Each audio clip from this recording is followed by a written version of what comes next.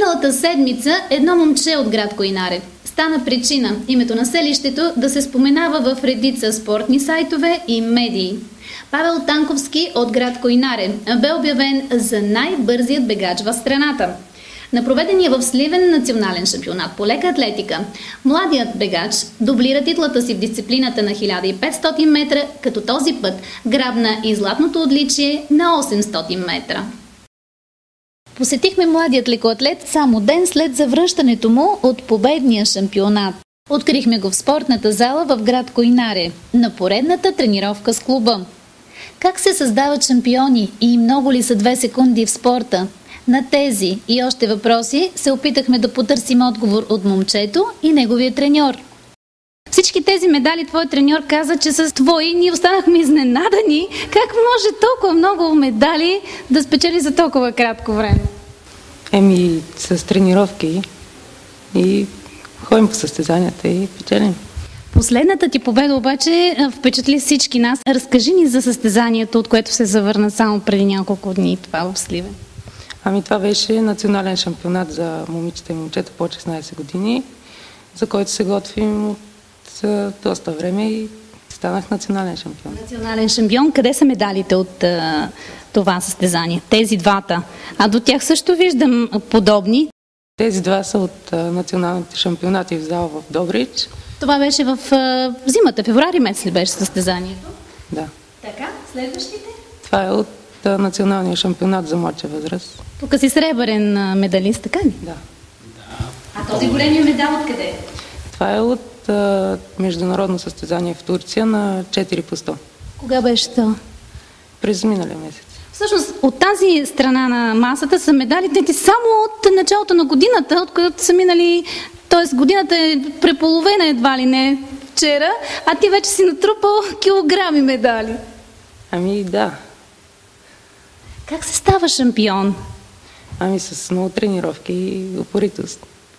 Аз обаче сега се спомням една максима на Мохамед Али. Той казва, че шампионите не се създават в залата, а шампионите се създават преди всичко в сърцето на състезателя. Трябва да имаш едно голямо желание и голяма мечта. Ти преди това мечтал ли си някога за истинския спорт и за златото в него? Аз в началото всичко започна като игра. Не съм си представила, че ще стана шампион. И така с времето се заребих и започнах да тренирам сериозно. По колко пъти тренираш на ден? През ваканциите по 2 пъти, някои пъти на лагери, когато ходим по 3 и по принцип с училище по 1 път. Понеже Койнаре има много големи традиции в леката атлетика, аз следа от доста време лекоатлетическия мемориал в памет на Митето. Ти участваш ли в него? Да, всяка година. Всяка година. Там как си се представил до сега? До сега не съм бил толкова подготвен и 4-5 място. Но смяташ на есен сега и тук да вземеш златен медал, предполагам. Сега да. Сигурен си вече в себе си. Надявам се. Разкажи ми какво е чувството, когато те повикат на стълбичката, на най-високото стъпало и когато ти връчат най-високото отличие и особено на национално състезание. Не всеки може да го изпита това нещо. Може ли да се опише с думи? Не. Чувството е хубаво. Знаем, че сме си свършили работата и това е едно възнаграждение. Да, за този труд, предполагам, седят и усилията на твоите треньори, на твоите учители. Има ли хора, на които искаш да благодариш сега? Най-вече искам да благодаря на моя треньор и на хората, които ме подкрепят и ме мотивират да продължавам. И искам да благодаря на директорката, която също доста ни помогна в пътуването до Турция и осъществяването на лагер преди това и също на господин кмета за подкрепа. Да, страхотни са ви екипите. Виждам, че това допълнително ви дава едно самочувствие, когато сте наравно с другите състезатели, независимо, че времената са трудни и особено пък Койнаре, едно малко населено място, да мери сили с такива доказани школи в спорта. Това ви дава някаква мотивация, предполагам, да продължавате да побеждавате. Да, така е. Сега да питам и твой треньор. Той е доста скромен и не разбира се, едва ли ще разкаже повече, но вие имате наблюдение върху неговите усилия и труд. Може да споделите вашите впечатления от последното състезание и от това какъв потенциал има в вашите състезатели да бъдат утрешните шампиони. Аз първо искам да благодаря на кабелната телевизия, че ни предоставя тази възможност да предоставим на общината и на всички, които наблюдават кабелната телевизия, за нашите успехи, за нашия клуб. Какво мога да кажа? Клубът е създаден 1993 година, повечето хора знаят, организираме памет на Митито мемориал всяка година и работиме с желание заедно с Георги Семковски, който също е треньор в клуба, и привличаме деца, готвиме ги. Естествено има по-добри на различни нива, но то не може всички да бъдат шампиони. Имаме още един шампион на България, който е на спортно ходене, 3000 метра спортно ходене, Стоян Стоянов, и бронзов медал също от Държавното първенство на Валентин Танковски, който е брат на Павел Танковски и бавно върви и той по стъпките. Надявам се до година, т.е. една година по-малък от него, до година той отива в младша възраст, а вече те да поемат щафетата от него и да тая долната възраст да защитават позициите, които сме извоювали. Относно Павел, може да кажа, че съм изключително доволен. Както той каза, отначало беше като Ивчо там на 10 години. Тук в такова слънце на стадиона си играеха и малко по малко заобича атлетиката, започна сериозно, вече 4-та година както тренира и бавно успехите идват. Изключително трудолюбив, дисциплиниран. Значи той за тези 4 години, откакто е започнал да тренира, няма безпричинно отсъствие от тренировка. И ако отсъства, си има нещо работа, веднага след това тренировката се направи. Изключително съм доволен, то резултатите го показват. Да, беше обявен и сред наградените от общината за спортист на годината сега в чест на Деня на спорта. Кажете ми, когато тръгвахте за голямото състезание, сега националния шампионат в Сливен, бяхте ли убедени, че ще се върнете с злато? Значи в нашия спорт никога не мога да кажеш, че можеш да бъдеш победител сигурно. Да, до голяма степен бях сигурен, но имаше и малко съмнение, както в спорта. Защото, както се получи там, едно сблъскване, винаги може да се случи нещо. Но подготовката, която направихме, тук искам да спомена, че сме провели 2 подготвителни лагера. Единия беше в началото на годината в град Кесаря, другия през пролетната ваканция в Трявна. И искам да благодаря тук на директорката госпожа Цоневска, която ни помогна, на кмета на общината господин Филевски и на председател на общинския съвет господин Георгиев, които с лични средства ни помогнаха, за да осъществиме този лагер. Той беше една част от подготовката, след това той замина за Турция и там участва в 15 държави, беше състезанието между състезатели и се представи 4-то място там завоюва на 800, 5-то на 2000 метра и сребърен медал на щафетата 4 по 100. Като той представляваше България и беше част от националния отбор на България за тази възраст. Резултатите, които показва тренировката, както казах и преди, бях убеден, че ако няма странични фактори, ще стане шампион, както и се потвърди това. Резултатите са много добри, които му дават, ето както участва на младшата възраст, 2 години по-големи вече юноши от него, сребърен медал на 2000 метра с препятствия. Резултатите са много добри, едни от най-добрите в тази възраст от предни години. Аз обаче прочетох, че само 2 секунди са те разделили от следващия, който е бягал зад теб. Научи ли се да цениш времето и секундите след тези резултати? Изобщо в спорта, колко е важно времето? Ами, доста е важно и 1 секунда може да бъде както и много, така и малко. И т.е. сега лятото имаше повече конкуренция, отколкото зимата и така. Искаш да кажеш, че си успял да се пребориш с, както не веднъж го споменах вече, с доста доказани школи в леката атлетика, така ли? Да. Какво беше нивото? Нивото беше доста, както и преди казах, нивото беше доста високо, 40 състезателя бяха в неговата възраст. Да, които са се от изявени школи, Разград, Шумен, Добрич, Пловдив, Трявна, Панагюрище, и конкуренцията е много така силна.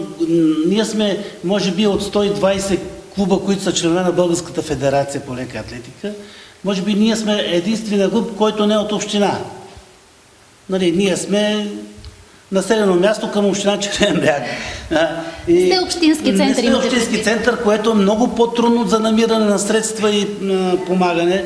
Но пак искам да благодаря пак отново на общината, че отделя субсидии и средства за клубовете, за всички клубове в общината, защото без тази помощ почти не могат да съществуваме. Сега може би тук е момента да кажа, че субсидиите, които получавахме, т.е. средства, които си заработвахме по правилника от федерациите, драстично са отрезани от Министерството на младежта и спорта. Почти наполовина са за всичките. Повече, 2/3 почти. Значи ние има да получаваме 2000 лева за годината. Представете си, 30 състезатели са картикирани, от които 20 са ходили на държавните първенства. В Сливен имаме 3 държавни първенства в Сливен, в Добрич 3 бяха, в Балчик и Смолян. Какви средства тия 2000 лева докъде могат да стигнат? И използвам случая да се обърна към хора, които имат възможности и обичат спорта, да ни помогнат това момче, както и другите. Имаме, предстоят ни есента още едно държавно първенство по крос, на което ще гоним също златния медал. И надявам се до година той вече да е в националния отбор. Това беше и моят последен въпрос. За какво мечтаеш? Да достигна някакъв връх в леката атлетика. За теб какъв е върха? Как изглежда върха през очите на един златен медалист от национален шампионат? Да достигна участие на световни или олимпийски игри и надявам се на медал, примерно от европейско и така. Ето така започват мечтите. От малък терен в едно малко градче и дано някой ден се сбъдне. Успех ти желая! Но пътя към сбъдването на мечтите, макар и предначертан, не винаги е лек. За това помагат много хора. Жестовете им са незабележими от мнозина, но не бива да се пренебрегват и забравят, дори когато стигнеш върха. Разбрахме го и тук, в Койнаре, където доскоро децата нямаха дори физкултурен салон в училището. Господин кмете, разкажете за условията, в които тренират тези деца, за потенциала, който има и да си представим, ако пък работеха в едни нормални условия, какво ли щеше да стане тогава?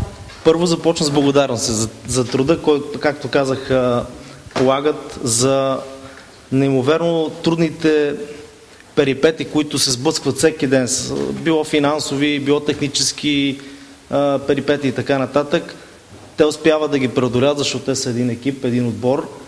И когато човек се бори, когато човек гони целите, няма как да не постигнат успехите, които постигнаха и нашите спортисти, най-вече Павката. Много съм горд, че с тези успехи прославя името на нашия град. Действително Койнар е едно малко градче, но Койнар е имало, има и ще има личности, които ще го прославят във времето. Няма да забравя думите на господин Христо Стоичков, футболната легенда, който беше и специален гост на 20 юбилеен мемориал Митито, който каза, ако си спомняте, че истинските шампиони и звезди са точно тук в малките населени места. И като че ли той беше един пророк за това какво ще се случи с наши шампиони. вашите победи са двойно по-големи. Ние сме снимали тук в какви условия тренирате. Това беше селището, където нямахме салон училище. Децата тренираха в една ученическа стая. Залата дълги години се нуждаеше от ремонт и нямаше средства. Спомните ли си долу как тренирахте в пясъка, в едни развалини, и въпреки това носите златни медали. За това искам да говорим днес. За това, че всички трябва да погледнат с уважение към усилията, които полагате, за да можат нашите деца да имат своето утре. Ами да, действително така беше. Аз няма да забравя 2008 и 2009 година, когато всички заедно застанахме зад идеята в Койнаре да бъде възстановен физкултурният салон, и 2010 година това се случи. Салонът беше ремонтиран. Това даде възможност за, така да се каже, по-широк кръг от младежи да бъдат обхванати в спортно-състезателна дейност. Надявам се, тази година също има заложени средства за ремонт на спортната зала. Това да се завърши изцяло външният облик, фасадата на сградата, както и долу съблекалните и баните.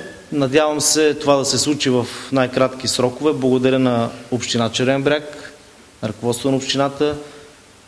Надявам се, както казвам, и за в бъдеще да има това единодействие между местна, общинска власт и спортни клубове, защото само по този начин могат да се очакват успехи в тази насока. Аз още веднъж призовавам хората, които обичат спорта, да се присъединят към призива на господин Данаил Ненков, да подкрепят тези млади момчета и момичета, защото те са утрешните шампиони на България.